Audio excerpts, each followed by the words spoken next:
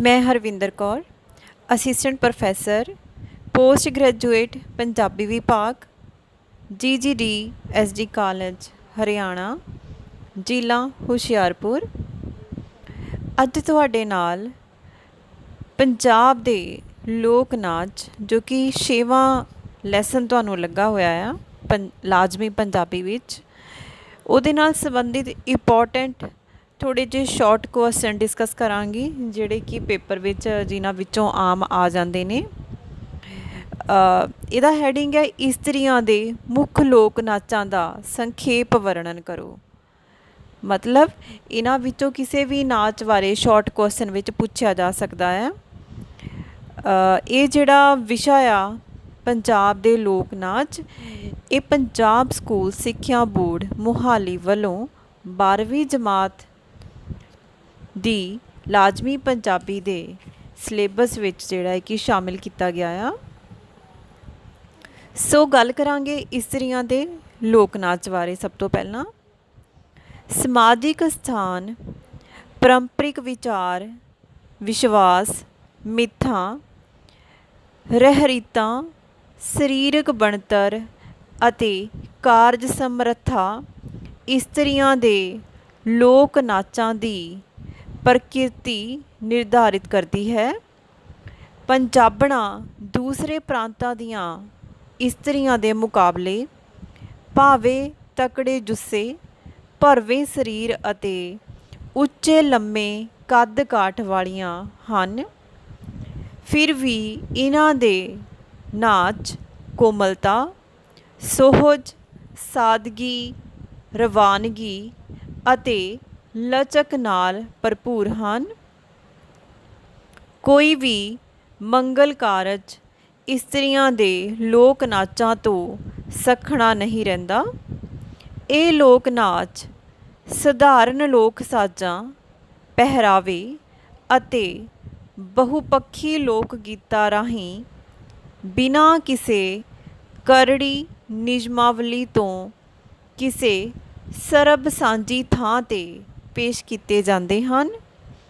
ਬੋਲ ਅਤੇ ਉਚਾਰ ਅਤੇ ਸਰੀਰਕ ਅੰਗਾਂ ਦੁਆਰਾ ਪੇਸ਼ ਕੀਤੀਆਂ ਜਾਂਦੀਆਂ ਵਿਭਿੰਨ ਮੁਦਰਾਵਾਂ ਸਹਿਜ ਭਾਵ ਨਾਲ ਸੱਭਿਆਚਾਰ ਦਾ ਪ੍ਰਗਟਾਵਾ ਬਣ ਜਾਂਦੀਆਂ ਹਨ। ਮੂਲ ਰੂਪ ਵਿੱਚ ਇਸਤਰੀ ਲੋਕ ਨਾਚਾਂ ਦਾ ਸੰਬੰਧ ਉਪਜਾਇਕਤਾ ਨਾਲ ਜਾ ਜੁੜਦਾ ਹੈ। ਪੰਜਾਬ ਦੀਆਂ ਇਸਤਰੀਆਂ ਦੇ ਪ੍ਰਸਿੱਧ ਲੋਕ ਨਾਚ ਇਸ ਤਰ੍ਹਾਂ ਹਨ। ਜਿਵੇਂ ਕੁਐਸਚਨ ਇਸ ਤਰ੍ਹਾਂ ਪੁੱਛਿਆ ਜਾ ਸਕਦਾ ਹੈ ਕਿ ਇਸਤਰੀਆਂ ਦੇ ਲੋਕ ਨਾਚ ਗਿੱਧੇ ਬਾਰੇ ਦੱਸੋ। ਠੀਕ ਹੈ, ਸੋ ਇਸ ਲਈ ਮੈਂ ਹੁਣ ਗਿੱਧੇ ਬਾਰੇ ਗੱਲ ਕਰਾਂਗੀ।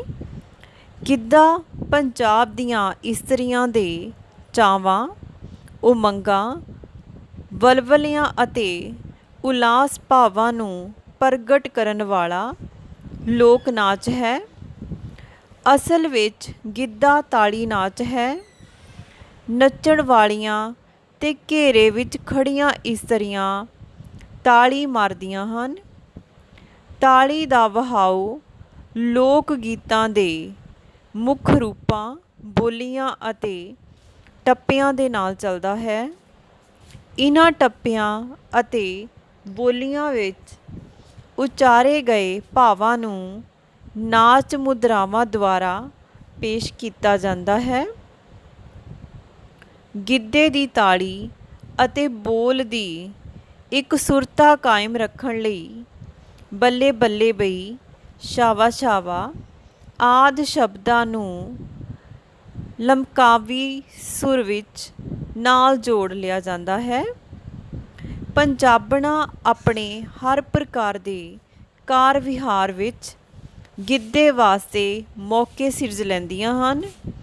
ਰੁੱਤਾਂ, ਮੇਲਿਆਂ, ਥਿੱਤਾਂ, ਤਿਉਹਾਰਾਂ ਤੋਂ ਛੁੱਟ, ਤ੍ਰਿੰਝਣਾਂ ਤੋਂ ਵੇਲੀਆਂ ਹੋ ਕੇ ਸਾਉਣ ਮਹੀਨੇ ਤੀਆਂ ਦੇ ਮੌਕੇ 'ਤੇ ਬੱਚੇ ਦੇ ਜਨਮ, ਮੰਗਣੀ ਜਾਂ ਵਿਆਹ ਸਮੇਂ, ਜਾਗੋ ਕੱਢਣ ਵੇਲੇ ਜਾਂ ਕਿਸੇ ਵੀ ਹੋਰ ਖੁਸ਼ੀ ਦੇ ਮੌਕੇ 'ਤੇ ਇਕੱਠੀਆਂ ਹੋ ਕੇ ਉਹ ਅਜਿਹਾ ਸ਼ੌਂਕ ਪੂਰਾ ਕਰ ਲੈਂਦੀਆਂ ਹਨ। ਘਰ ਦਾ ਵਿਹੜਾ, ਖੁੱਲ੍ਹੀ ਛੱਤ, ਖੁੱਲ੍ਹਾ ਕਮਰਾ, ਖੇਤ ਜਾਂ ਮੈਦਾਨ ਆਦਿ ਸਭ ਗਿੱਧੇ ਲਈ ਢੁਕਵੀਆਂ ਥਾਵਾਂ ਹੁੰਦੀਆਂ ਹਨ। ਧਰਮ, ਫਿਰਕੇ, ਜਾਤ ਪਾਤ ਦੀ ਇਸ ਵਿੱਚ ਕੋਈ ਥਾਂ ਨਹੀਂ ਹੁੰਦੀ।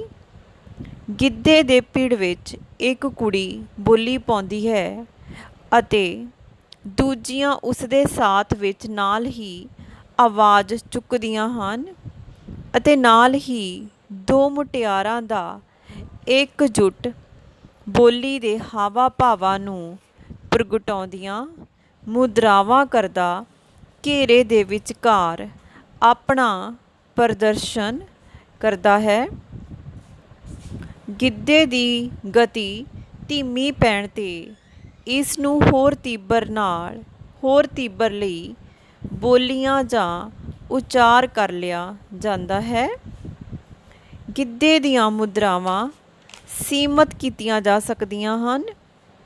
ਮੁੱਖ ਤੌਰ 'ਤੇ ਇਹ ਪੈਰਾਂ ਦੀਆਂ ਥਾਪਾਂ, ਹੱਥਾਂ ਦੀਆਂ ਤਾੜੀਆਂ, ਬਾਹਾਂ ਦੇ ਹੁਲਾਰਿਆਂ, ਬੁੱਲ੍ਹਾਂ ਰਾਹੀਂ ਵੱਖ-ਵੱਖ ਆਵਾਜ਼ਾਂ ਕੱਢ ਕੇ, ਕਿਸੇ ਦੀ ਨਕਲ ਲਾ ਕੇ, ਲੜਾਈ ਦਾ ਦ੍ਰਿਸ਼ ਸਿਰਜ ਕੇ, ਧਰਤੀ 'ਤੇ ਬੈਠ ਕੇ, ਸਰੀਰ ਨੂੰ ਹੁਲਾਰਾ ਦੇ ਕੇ ਆਦਿ ਜੁਗਤਾਂ ਰਾਹੀਂ ਪੇਸ਼ ਕੀਤੀਆਂ ਜਾਂਦੀਆਂ ਹਨ। ਹਰ ਟੱਪੇ ਜਾਂ ਬੋਲੀ ਦੇ ਉਚਾਰ ਵਿੱਚੋਂ ਨਵੀਂ ਨਿਭਾਓ ਪ੍ਰਸਥਿਤੀ ਪੈਦਾ ਹੁੰਦੀ ਹੈ, ਜਿਸ ਨੂੰ ਪੇਸ਼ ਕਰਨ ਲਈ ਮੌਕੇ ਅਨੁਸਾਰ ਮੁਦਰਾ ਨਵੀਂ ਸਿਰਜ ਲਈ ਜਾਂਦੀ ਹੈ। ਗਿੱਧਾ ਰਾਗ ਅਤੇ ਤਾਲ ਪੱਖੋਂ ਵੀ ਸੁਤੰਤਰਤਾ ਦਾ ਧਾਰਨੀ ਹੈ। ਇਹ ਸਾਜ਼ਾਂ ਦਾ ਮੁਹਤਾਜ ਵੀ ਨਹੀਂ। ਭਾਵੇਂ ਅੱਜ ਕੱਲ੍ਹ ਢੋਲਕੀ ਦੀ ਵਰਤੋਂ ਆਮ ਕੀਤੀ ਜਾਂਦੀ ਹੈ, ਮੂੰਹ ਰਾਹੀਂ ਫੂ ਫੂ ਕਰਕੇ, ਬੱਲੇ ਬੱਲੇ ਕਰਕੇ, ਅੱਡੀਆਂ ਜ਼ਮੀਨ 'ਤੇ ਮਾਰ ਕੇ ਜਾਂ ਕਿਲਕਾਰੀ ਮਾਰ ਕੇ, ਜ਼ੋਰਦਾਰ ਤਾੜੀਆਂ ਦੀ ਆਵਾਜ਼ ਦੀ ਸੰਗਤ ਵਿੱਚ ਹੀ ਸਾਜ਼ਾਂ ਜਿਹੀਆਂ ਧੁਨਾਂ ਪੈਦਾ ਕਰ ਲਈਆਂ ਜਾਂਦੀਆਂ ਹਨ। ਬੋਲੀਆਂ ਜਿਹੜੀਆਂ ਆ ਵੱਖ-ਵੱਖ ਮੌਕਿਆਂ 'ਤੇ ਬੋਲੀਆਂ ਜਾਣ ਵਾਲੀਆਂ ਹੁੰਦੀਆਂ ਨੇ। ਕੋਈ ਵੀ ਇੱਕ ਬੋਲੀ ਦੀ ਉਦਾਹਰਨ ਇੱਥੇ ਦਿੱਤੀ ਜਾ ਸਕਦੀ ਹੈ। ਇਸ ਤਰ੍ਹਾਂ ਮੁਟਿਆਰਾਂ ਕੋਲੋਂ ਨਾ ਤਾਂ ਬੋਲੀਆਂ ਮੁੱਕਦੀਆਂ ਹਨ ਅਤੇ ਨਾ ਉਹ ਥੱਕਦੀਆਂ ਹਨ। ਇਸ ਕਰਕੇ ਗਿੱਧੇ ਨੂੰ ਪੰਜਾਬ ਦਾ ਸਿਰਤਾਜ ਲੋਕ ਨਾਚ ਮੰਨਿਆ ਗਿਆ ਹੈ। ਇਸ ਕੁਐਸਚਨ ਨੂੰ ਇਸ ਤਰ੍ਹਾਂ ਵੀ ਪੁੱਛਿਆ ਜਾ ਸਕਦਾ ਹੈ ਕਿ ਸੰਮੀ ਲੋਕ ਨਾਚ ਬਾਰੇ ਦੱਸੋ। ਸੋ ਹੁਣ ਅਸੀਂ ਸੰਮੀ ਬਾਰੇ ਗੱਲ ਕਰਾਂਗੇ। ਸੰਮੀ ਇਸਤਰੀਆਂ ਦੇ ਲੋਕ ਨਾਚਾਂ ਵਿੱਚੋਂ ਇੱਕ ਹੈ। ਇਹ ਲੋਕ ਨਾਚ ਸਾਂਝੇ ਪੰਜਾਬ ਦੇ ਪੱਛਮੀ ਭਾਗ ਦੀਆਂ 12 ਦੇ ਇਲਾਕਿਆਂ ਵਿੱਚ ਪ੍ਰਚਲਿਤ ਰਿਹਾ ਹੈ। ਸੰਮੀ ਲੋਕ ਨਾਚ ਦੇ ਜਨਮ ਅਤੇ ਪ੍ਰਫੁੱਲਿਤ ਹੋਣ ਸੰਬੰਧੀ ਵੀ ਕਈ ਧਾਰਨਾਵਾਂ ਅਤੇ ਦੰਦ ਕਥਾਵਾਂ ਪ੍ਰਚਲਿਤ ਹਨ। ਇੱਕ ਧਾਰਨਾ ਇਹ ਹੈ ਕਿ ਸੰਮੀ ਨਾਮਕ ਦਰਖਤ ਦੀ ਲੱਕੜ ਦੀ ਅੱਗ ਬਾਲ ਕੇ ਉਸ ਦੇ ਦੁਆਲੇ ਨੱਚਣ ਵਾਲੇ ਨਾਚ ਦਾ ਨਾਮ ਸੰਮੀ ਪੈ ਗਿਆ। ਦੂਜੀ ਧਾਰਨਾ ਉਸ ਦੰਦ ਕਥਾ 'ਤੇ ਆਧਾਰਿਤ ਹੈ, ਜਿਸ ਵਿੱਚ ਦੱਸਿਆ ਗਿਆ ਹੈ ਕਿ ਇੰਦਰ ਦੇ ਅਖਾੜੇ ਦੀ ਅਪਸਰਾ ਵਰਗੀ ਬਣਨ ਦੀ ਚਾਹਵਾਨ ਸੰਮੀ ਨਾਮਕ ਕੁੜੀ ਦੇ ਵਾਰ-ਵਾਰ ਨੱਚਣ ਕਾਰਨ ਇਸ ਨਾਚ ਦਾ ਨਾਮ ਸੰਮੀ ਪੈ ਗਿਆ। ਤੀਜੀ ਧਾਰਨਾ ਅਨੁਸਾਰ ਢੋਲੇ ਦੀ ਪ੍ਰੀਤ ਵਿੱਚ ਨੱਚ ਕੇ ਫਾਵੀ ਹੋਣ ਵਾਲੀ ਉਸ ਦੀ ਪ੍ਰੇਮਿਕਾ ਸੰਮੀ ਦੇ ਨਾਂ 'ਤੇ ਇਸ ਨਾਚ ਦਾ ਨਾਂ ਸੰਮੀ ਪੈ ਗਿਆ। ਇਸ ਤਰ੍ਹਾਂ ਹੋਰ ਵੀ ਕਈ ਕਥਾ ਬਿਰਤਾਂਤ ਮਿਲਦੇ ਹਨ। ਸੰਮੀ ਲੋਕ ਨਾਚ ਦੀ ਵਿਸ਼ੇਸ਼ਤਾ ਇਹ ਹੈ ਕਿ ਭਾਵੇਂ ਇਹ ਗਿੱਧੇ ਵਾਂਗ ਘੇਰਾ ਬਣਾ ਕੇ ਹੀ ਨੱਚਿਆ ਜਾਂਦਾ ਹੈ, ਪਰੰਤੂ ਇਸ ਦੀਆਂ ਮੁਦਰਾਵਾਂ ਗਿੱਧੇ ਨਾਲੋਂ ਭਿੰਨ ਹੁੰਦੀਆਂ ਹਨ। ਗਿੱਧੇ ਦੀਆਂ ਮੁਦਰਾਵਾਂ ਵਾਜਵੀਆਂ ਹੁੰਦੀਆਂ ਹਨ, ਪਰ ਸੰਮੀ ਨਾਚ ਵਿੱਚ ਮੁਦਰਾਵਾਂ, ਸਥਾਨਿਕ ਭੇਦ ਸਦਕਾ ਵਾਜਵੀਆਂ ਨਹੀਂ ਰਹਿੰਦੀਆਂ। ਸੰਮੀ ਲੋਕ ਨਾਚ ਨੱਚਦੀਆਂ ਇਸਤਰੀਆਂ ਕੁਝ ਖਲੋ ਕੇ ਉੱਪਰ ਬਾਹਾਂ ਕਰਦੀਆਂ ਹਨ ਤੇ ਫਿਰ ਕਿਸੇ ਪੰਛੀ ਨੂੰ ਆਵਾਜ਼ ਮਾਰਨ ਦਾ ਸੰਕੇਤ ਕਰਦੀਆਂ ਹਨ। ਇੱਥੇ ਸੰਮੀ ਨਾਲ ਰਿਲੇਟਡ ਕੋਈ ਵੀ ਜਿਹੜੇ ਬੋਲ ਹੈ ਉਹਦੀ ਉਦਾਹਰਨ ਦਿੱਤੀ ਜਾ ਸਕਦੀ ਹੈ। ਇਸ ਤਰ੍ਹਾਂ ਤਿੱਤਰਾਂ ਕਾਵਾਂ ਰਾਹੀਂ ਸੁਨੇਹੜੇ ਭੇਜਣ ਦੀਆਂ ਮੁਦਰਾਵਾਂ ਦਾ ਸੰਚਾਰ ਕੀਤਾ ਜਾਂਦਾ ਹੈ। ਨਚਾਰਾਂ ਨੂੰ ਨੱਚਦੇ ਸਮੇਂ ਕਿਸੇ ਢੋਲਕੀ ਜਾਂ ਹੋਰ ਸਾਜ਼ ਦੀ ਲੋੜ ਨਹੀਂ ਪੈਂਦੀ। ਉਹ ਹੱਥਾਂ ਦੀਆਂ ਤਾੜੀਆਂ ਜੋ ਬਾਹਾਂ ਨੂੰ ਉੱਪਰ ਅਤੇ ਹੇਠਾਂ ਸਾਜ਼ ਕਰਕੇ ਮਾਰੀਆਂ ਜਾਂਦੀਆਂ ਹਨ ਤੋਂ ਛੁੱਟ ਚੁਟਕੀਆਂ ਅਤੇ ਪੈਰਾਂ ਦੀ ਥਾਪ ਆਦਿ ਨਾਲ ਤਾਲ ਸਿਰਜ ਲੈਂਦੀਆਂ ਹਨ ਅਤੇ ਗੀਤ ਦੇ ਉਚਾਰ ਨਾਲ ਇੱਕ ਸੁਰ ਹੋ ਕੇ ਨੱਚ ਲੈਂਦੀਆਂ ਹਨ। ਗਿੱਧੇ ਵਾਂਗ ਇਹ ਨਾਚ ਵੀ ਵੇਖਾਂ ਵੇਖੀ ਸਹਿਜ ਸੁਭਾਵਿਕ ਨੱਚਣਾ ਆ ਜਾਂਦਾ ਹੈ। ਇਸ ਨਾਚ ਦੀ ਇੱਕ ਵਿਸ਼ੇਸ਼ਤਾ ਇਹ ਵੀ ਹੈ ਕਿ ਇਹ ਵਧੇਰੇ ਕਰਕੇ ਬਾਹਾਂ ਦੇ ਹਿਲੋਰਿਆਂ ਉੱਤੇ ਆਧਾਰਿਤ ਹੈ। ਮੁਦਰਾਵਾਂ ਦੇ ਸਥਾਨਿਕ ਭੇਦਾਂ ਤੋਂ ਇਲਾਵਾ ਇਸ ਨਾਚ ਦੀਆਂ ਕੁਝ ਸਾਂਝੀਆਂ ਵਿਸ਼ੇਸ਼ਤਾਵਾਂ ਵੀ ਹਨ। ਘੇਰੇ ਵਿੱਚ ਖਲੋਤੀਆਂ ਮੁਟਿਆਰਾਂ ਪਹਿਲਾਂ ਆਪਣੇ ਦੋਹਾਂ ਹੱਥਾਂ ਨੂੰ ਪਾਸਿਆਂ ਤੋਂ ਘੁਮਾਉਂਦੀਆਂ ਹਨ ਤੇ ਛਾਤੀ ਦੇ ਕੋਲ ਲਿਆ ਕੇ ਤਾੜੀ ਮਾਰਦੀਆਂ ਹਨ। ਫਿਰ ਸੱਜੀ ਬਾਂਹ ਨੂੰ ਲਹਿਰ ਵਾਂਗ ਉੱਤੇ ਉਲਾਰ ਕੇ ਖੱਬੀ ਬਾਂਹ ਹੇਠਾਂ ਵੱਲ ਲਟਕਾ ਕੇ ਅਦਾ ਨਾਲ ਚੁਟਕੀਆਂ ਮਾਰਦੀਆਂ ਹਨ। ਫਿਰ ਇਸ ਦੇ ਉਲਟ ਖੱਬੀ ਬਾਂਹ ਉੱਪਰ ਲਹਿਰਾ ਕੇ ਅਤੇ ਸੱਜੀ ਬਾਂਹ ਹੇਠਾਂ ਲਟਕਾ ਕੇ ਚੁਟਕੀਆਂ ਮਾਰਦੀਆਂ ਹਨ। ਹਰ ਹੁਲਾਰੇ ਨਾਲ ਉਹ ਆਪੋ ਆਪਣੇ ਲੱਕ ਨੂੰ ਇੱਕ ਟੁੰਬ ਵੀ ਲਚਕ ਦਿੰਦੀਆਂ ਹਨ। ਇਸ ਪਿੱਛੋਂ ਉਹ ਅੱਗੇ ਵੱਲ ਨੂੰ ਝੁਕ ਕੇ ਤਾੜੀਆਂ ਮਾਰਦੀਆਂ ਹਨ ਅਤੇ ਗੋਲ ਦਾਇਰੇ ਵਿੱਚ ਘੁੰਮਦੀਆਂ ਹੋਈਆਂ ਅਗਾਂਹ ਵਧਦੀਆਂ ਜਾਂਦੀਆਂ ਹਨ। ਇਸ ਵਿੱਚ ਨਮਸਕਾਰ ਮੁਦਰਾ ਤਾਂ ਕਮਾਲ ਦੀ ਹੁੰਦੀ ਹੈ। ਸੋ ਇਸ ਨਾਲ ਸੰਬੰਧਿਤ ਜਿਹੜੀਆਂ ਕਿ ਕੁਝ ਸਤਰਾਂ ਜਿਹੜੀਆਂ ਕਿੱਥੇ ਦਿੱਤੀਆਂ ਜਾ ਸਕਦੀਆਂ ਨੇ। ਸਾਡਾ ਜਿਹੜਾ ਅਗਲਾ ਕੁਐਸਚਨ ਸ਼ਾਰਟ ਕੁਐਸਚਨ ਪੁੱਛਿਆ ਜਾ ਸਕਦਾ ਆ ਕਿੱਕਲੀ ਲੋਕ ਨਾਚ ਬਾਰੇ। ਸੋ ਹੁਣ ਅਸੀਂ ਕਿੱਕਲੀ ਲੋਕ ਨਾਚ ਬਾਰੇ ਗੱਲ ਕਰਾਂਗੇ। ਕਿੱਕਲੀ ਛੋਟੀਆਂ ਕੁੜੀਆਂ ਦਾ ਲੋਕ ਨਾਚ ਹੈ। ਦੂਜੇ ਲੋਕ ਨਾਚਾਂ ਵਿੱਚ ਇਸ ਦੀ ਵੱਖਰੀ ਪਛਾਣ ਹੈ। ਇਸ ਲੋਕ ਨਾਚ ਨੂੰ ਇਸਤਰੀਆਂ ਗਿੱਧੇ ਜਾਂ ਹੋਰ ਲੋਕ ਨਾਚਾਂ ਦੇ ਆਰੰਭਿਕ ਜਾਂ ਅੰਤਿਮ ਚਰਨ ਤੇ ਵੀ ਪੇਸ਼ ਕਰ ਲੈਂਦੀਆਂ ਹਨ। ਅਸਲ ਵਿੱਚ ਇਹ ਲੋਕ ਨਾਚ ਗਿੱਧੇ ਦੀ ਨਰਸਰੀ ਹੈ।